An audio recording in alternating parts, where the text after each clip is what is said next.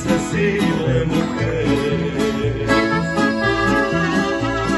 Mátalas con una sobredosis de ternura, asfixialas con besos y dulzuras, contagialas de todas tus locuras.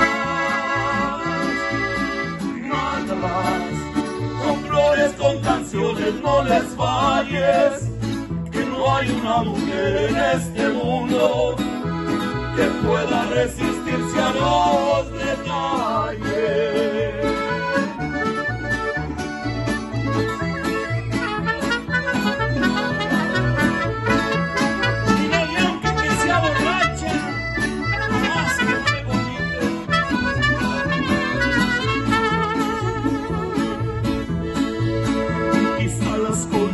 Serenata, sin ser un día especial llena de flores.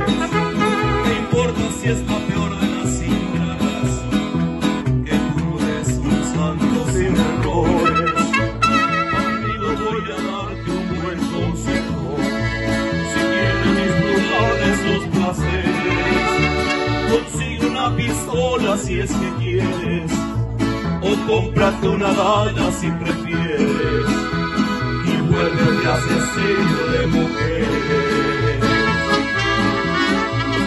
Mátalas con una sobredosis de ternura, asfixialas con besos y dulzuras,